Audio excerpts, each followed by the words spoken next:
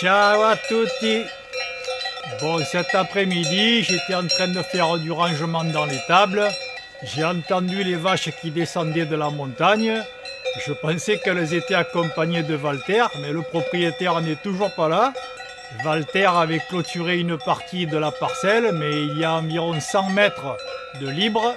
Je vais essayer de fermer la clôture parce qu'il se pourrait bien que les vaches aient envie d'aller beaucoup plus loin.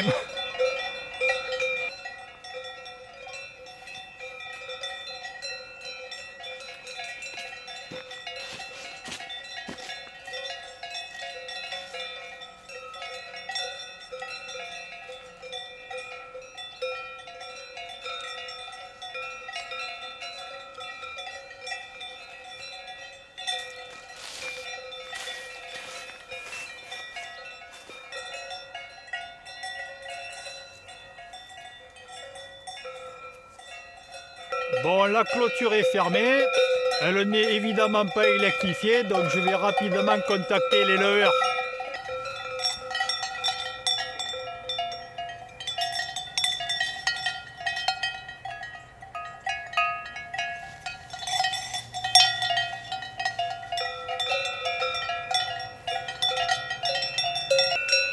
Alors l'agriculteur a bien reçu mon message, il est remonté il y a environ 30 minutes.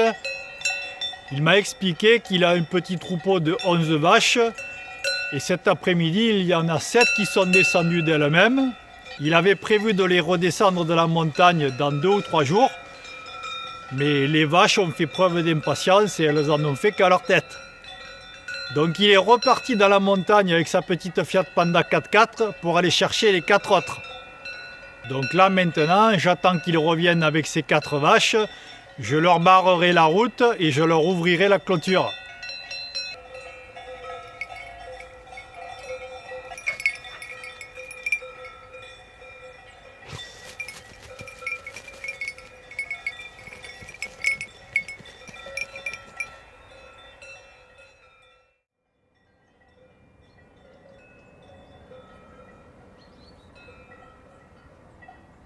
Ce matin, je me suis aperçu que quelques vaches étaient sorties de leur parc.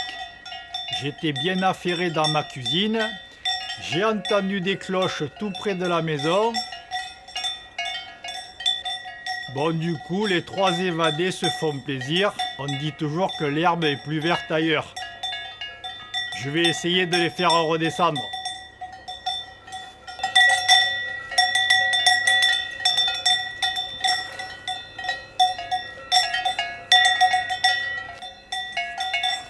Viens, Pixie, viens. Allez, Pixie. Allez, Pixie. Allez, Pixie. Allez, Pixie. Allez, Pixie.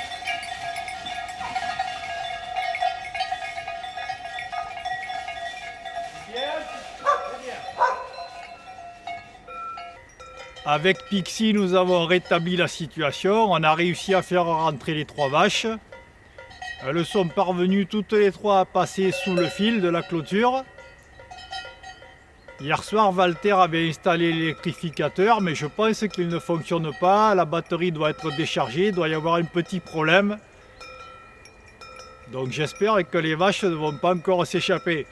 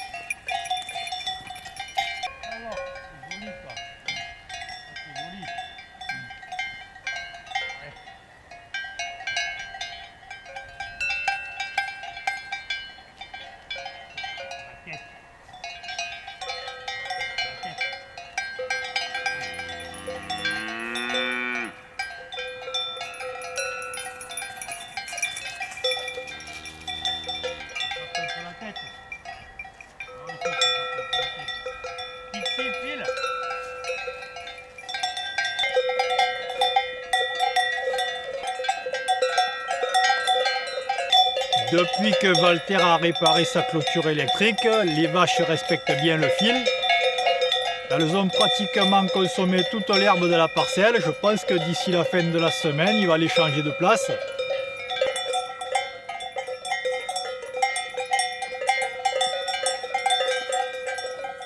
Cet été, sur cette parcelle, il n'y avait pas d'animaux.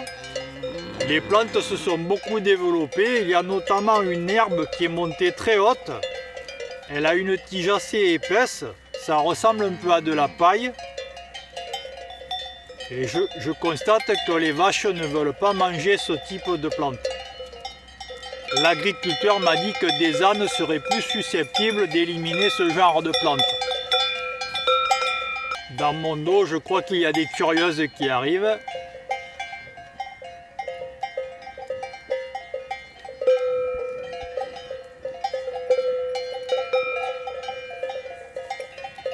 Pas bouger, Pixie, pas bouger.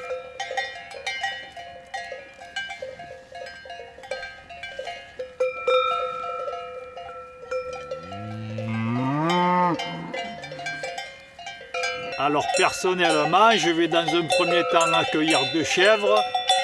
On verra ensuite si j'ai besoin de renfort.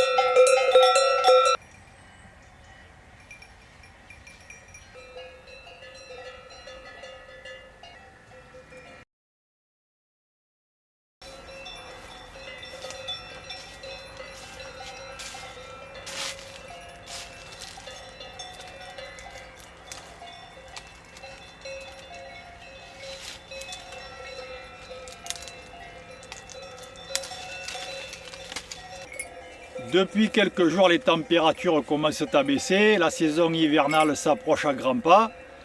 Je commence à récolter des kakis. Cette année, ce sont des branches basses qui portent les fruits.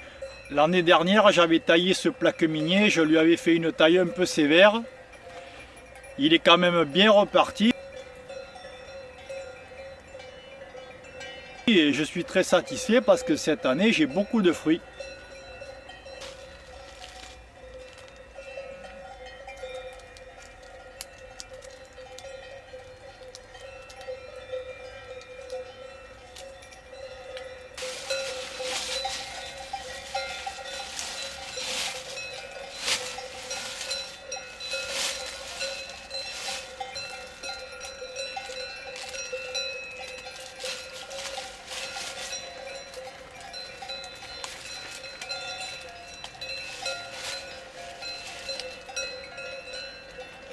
Je ne vais pas récolter la totalité de ces kakis. J'en laisse évidemment pour les oiseaux. Les merles en raffolent. Au mois de janvier, je taillerai de nouveau cet arbre.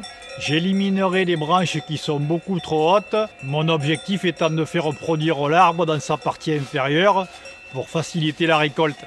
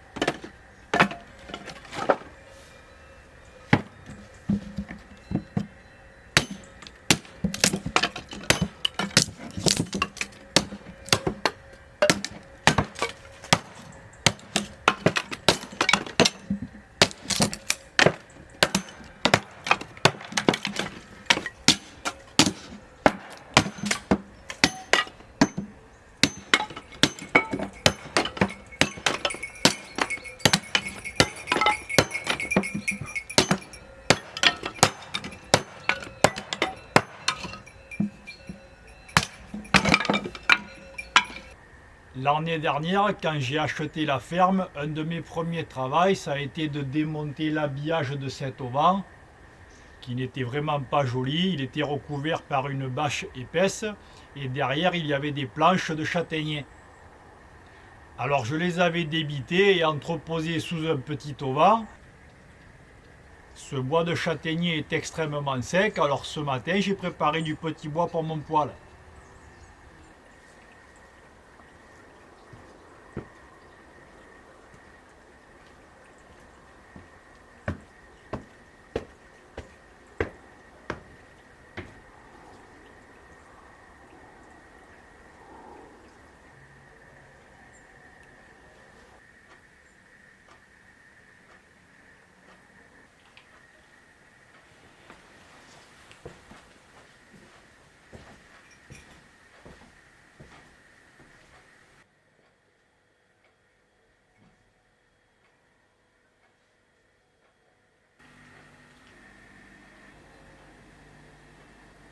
Depuis mon installation en Italie, j'utilise ce poêle à bois Godin.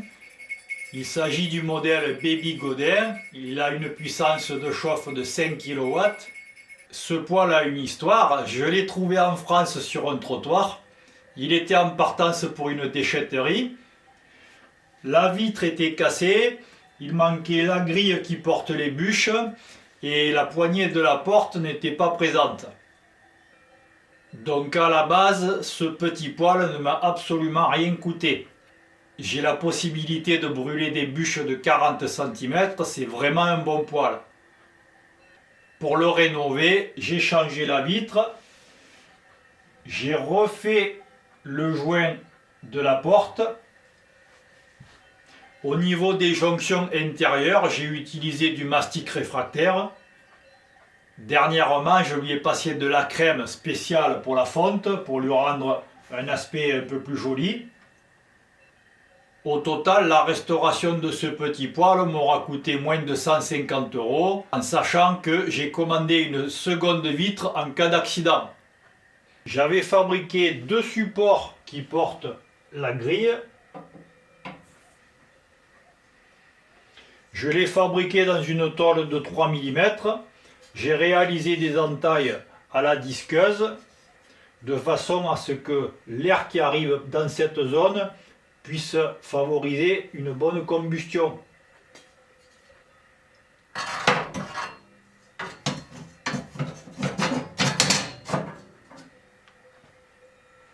Jusqu'à présent, pour ouvrir ou fermer la porte du poêle, j'ai été obligé d'utiliser une pince pour verrouiller ou déverrouiller.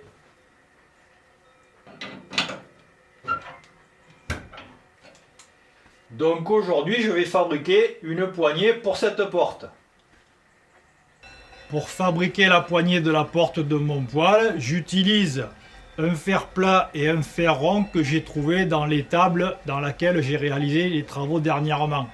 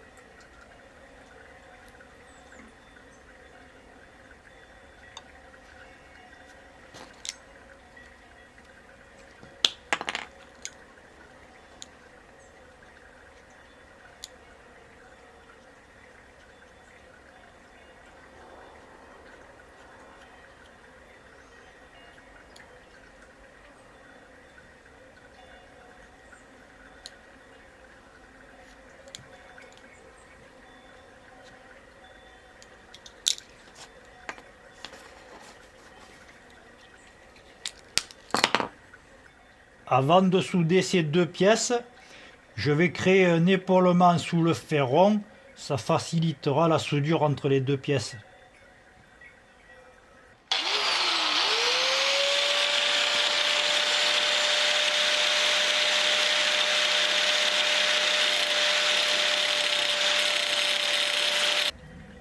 Avant de réaliser l'épaulement, je vais tronçonner l'extrémité de ma pièce.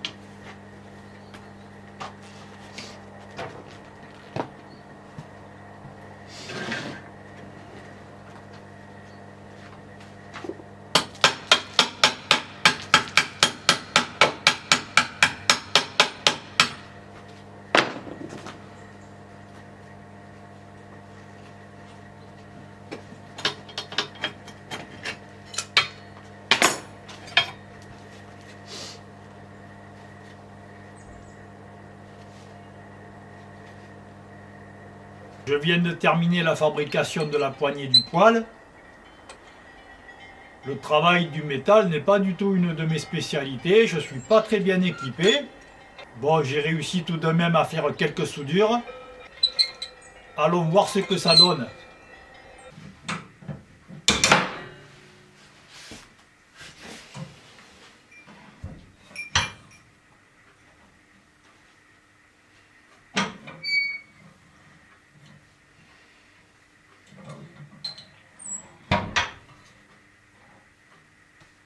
Bon, ma poignée fonctionne bien. On va pouvoir faire une petite flambée.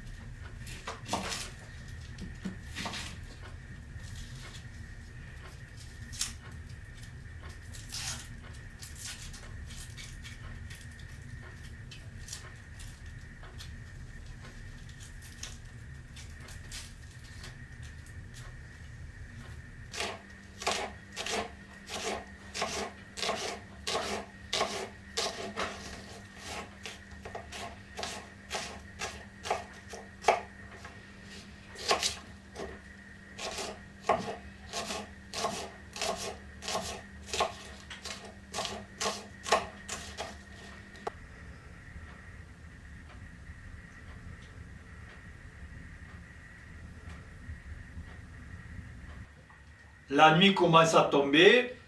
La combustion du poêle a bien démarré. J'avais placé en premier une grande bûche de 40 cm. Et ensuite, j'ai rajouté du bois de taille moyenne. Et par-dessus, j'ai rajouté le petit bois que j'ai débité tout à l'heure. Tout le monde est bien au chaud. J'en profite pour préparer mon repas. Je vais faire une tarte aux oignons, à la pancetta et au fromage de chèvre. La plus grosse bûche se consume lentement. Petit à petit, je rajoute du bois de taille moyenne.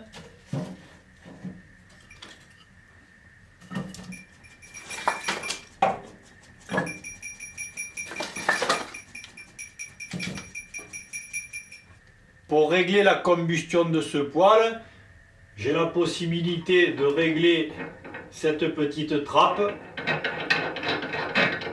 Mais en début de combustion, je préfère toujours laisser la porte un peu entrouverte. Je suis vraiment satisfait de ce petit poêle. À l'arrière de mon poêle, j'ai empilé des briques réfractaires. Ça permet de bien stocker la chaleur pendant la nuit. Alors c'est une installation qui disparaîtra lorsque j'entamerai les travaux dans cette pièce.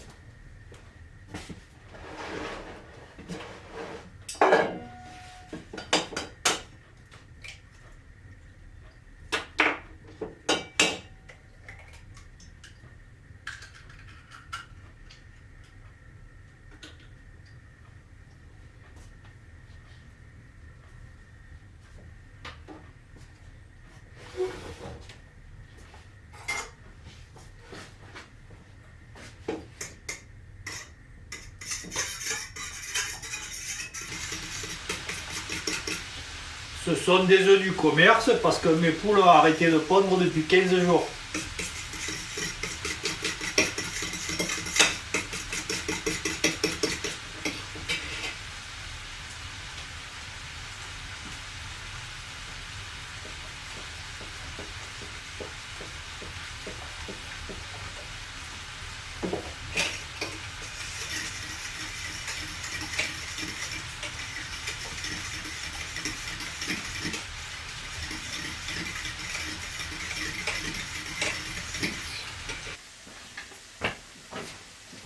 Maintenant que le poêle est bien chaud, je peux faire cuire les oignons avec la pancetta.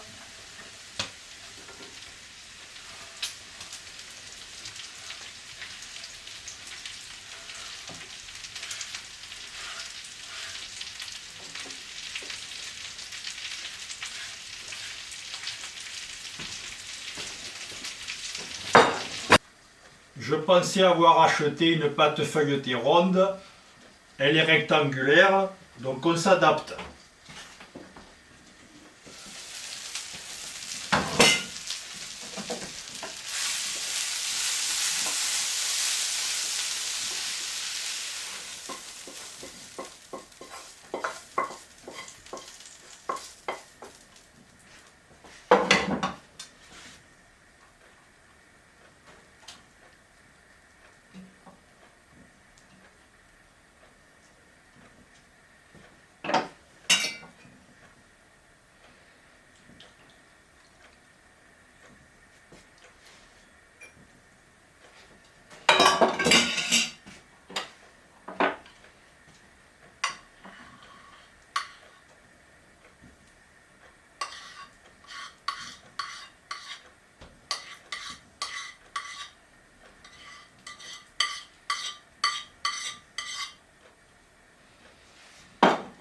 Je crois que je vais mettre la totalité de mon fromage.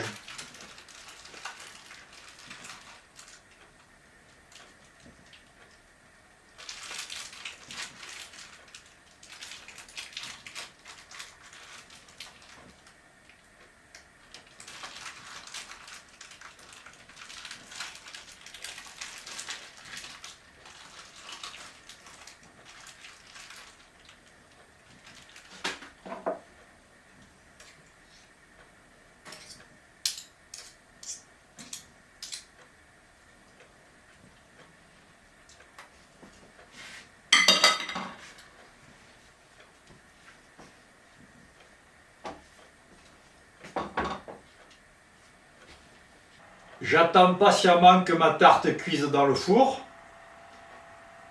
Lorsque j'ai allumé le poêle, dans la pièce, il faisait 17 degrés. Nous sommes déjà à 22. Honnêtement, 22 degrés, je trouve que c'est un peu trop chaud. Je ne rajouterai pas de bois pour la nuit. Demain matin, il fera sans doute 17 ou même 18 degrés dans la pièce. Donc c'est amplement suffisant. On est bien.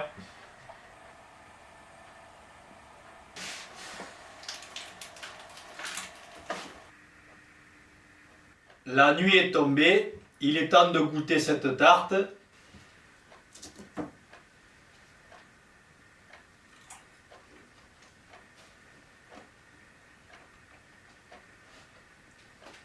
Elle est fameuse, j'ai bien fait de mettre la totalité de mon fromage de chèvre.